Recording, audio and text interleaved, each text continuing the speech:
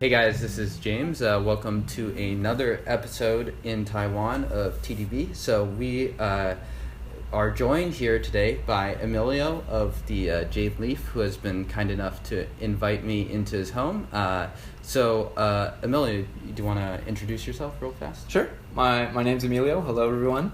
I live in Taiwan, and I'm here with James. He's visiting Taiwan right now.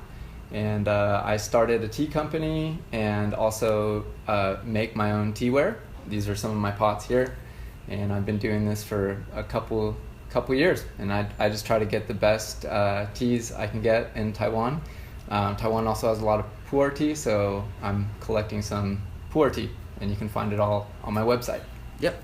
So the Jade Leaf, you guys do a lot of different things. You do sort of like teaware, and these were all created by you, is that right? Yeah, I made all of these. Awesome. And you also do some tea sourcing, oolong and pu'er. So what would you say is sort of like the focus of the Jade Leaf? What's sort of like your bread and butter? Is it sort of like the pottery aspect? Is it the oolongs or what is it? Well, it seems to be now that the people are starting to know about my pottery, and so I'm starting to sell more and more pottery and get more and more requests for pottery. And I'm also selling tea at the same time, seeing which one is kind of going to go better and which one is a better place for me to focus, basically based on what people want. Yeah, so Taiwan, of course, is a great place to be doing both of those things. Yeah. And these are gorgeous looking, thanks. I'll say, as my unprofessional opinion is. And so when you came to Taiwan originally, you've told me it was about 10 years ago, is that right? Yeah, 10 years ago. Yeah, and it wasn't specifically, I want to be a potter or whatever. No. And so what sort of brought you into Taiwan and eventually into making some of these things that we see in front of us? Well, actually, I came to Taiwan because of Chinese medicine. I have my master's degree in Chinese medicine from the States, and I wanted to get more experience in Chinese medicine here. I guess I really like a lot of aspects of Chinese culture, and one thing from the past when I was in China before, I was really interested in tea, so naturally when I came to Taiwan, I was really looking forward to exploring the tea. And through that, I fell in love with the tea, and fell in love with the country and the people, and also loved traveling into the mountains, and began sourcing my own tea for myself and my wife because we both love tea. And then at one point, since I've always loved doing stuff with my hands, I just tried pottery at a small studio and just was like kind of hooked from the start, and I just wanted to make a teapot so bad and make something I could use to make my own tea.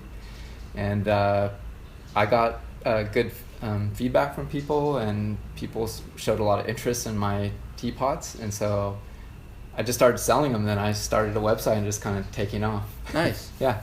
So how did you learn the craft, would I say? I just started at this small studio. It was actually in the Taipei flower market. Oh yeah. Yeah, there's a really tiny studio. It's not even a full studio. They have some potter's wheels, and you can go, I was just paying a small fee like every week. I'd go every Sunday and practice. My teacher would show me how to make a teapot, how to make the spout, how to make the lid, and I just kept practicing and practicing and practicing.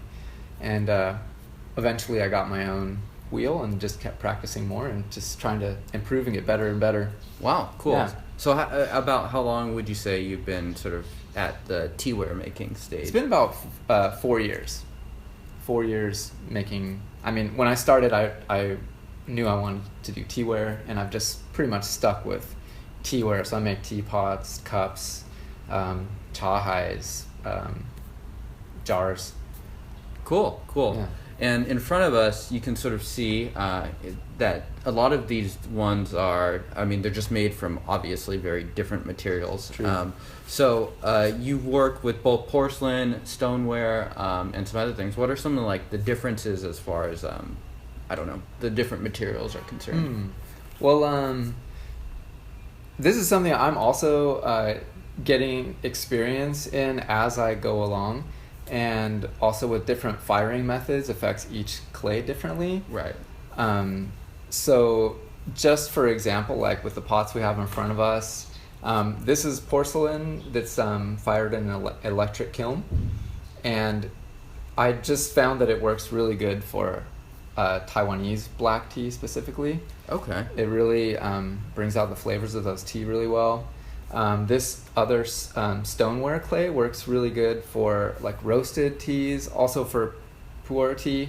And then this is also porcelain, unglazed. This is unglazed porcelain, and it works really well for. It's also wood fired as opposed to the electric fired one, and it works really well for like greener high mountain oolongs, and it also works really well for black tea and pu'er tea.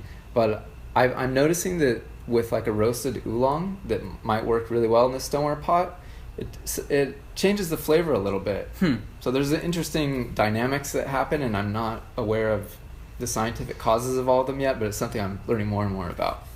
Gotcha. And so I'm more familiar with Yixing, where you're sort of like, you know, you get one pot and you're sort of devoting it to a specific type of tea, whether it's like roasted oolongs, ripe pu'er, raw pu'er, aged pu'er, whatever. So many different types that you could choose to decide to. Maybe one of the reasons why people tend to accumulate a lot of pots and stuff like that.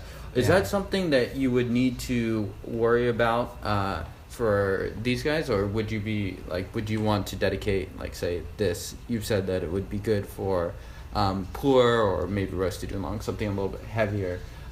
Is that something that people should think about for some of these other different materials? Yeah, it's something to keep in mind, because all pottery is porous, and so therefore it absorbs flavors, especially if you use it over a long time. So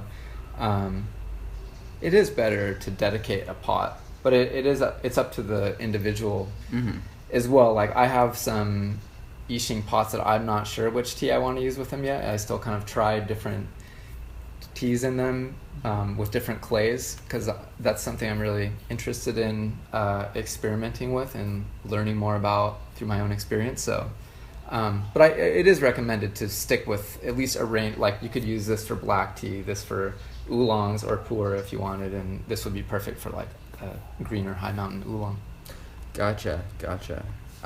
And so just looking at some of these pots, like they're very detailed in a lot of ways. Like, there's some specs and a lot of fine details on the rim and sort of on the pot in general. What would you say sort of is your design process when creating these pots? Do you go in with, like, you know, a specific idea? I want to create it with like these exact things, or is it more of like a concept of like, oh, I want to create something approximately like this, and we'll see how it goes?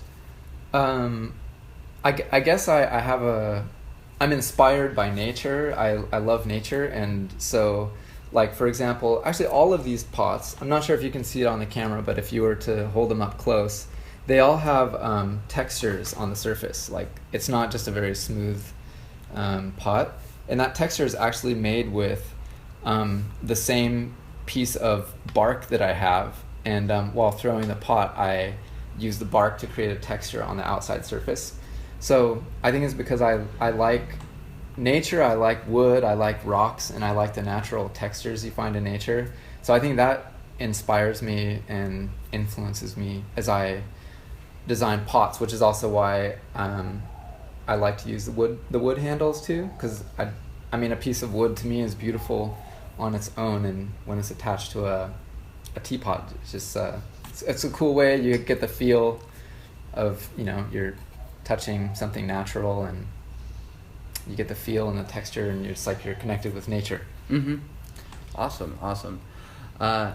Cool. Well, I think that just about wraps up this episode. So thank you, Emilio, for appearing. Thank you too, James.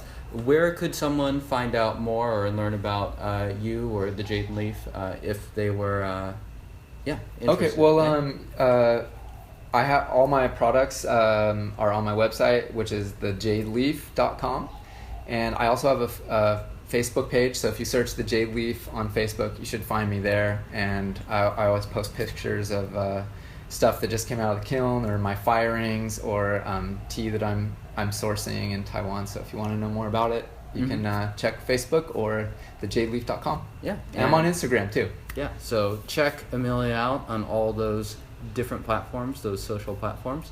And thank you guys for tuning in. And I think next time we will be drinking one of Emilio's teas. So we will see you guys soon. Cheers. Okay, bye.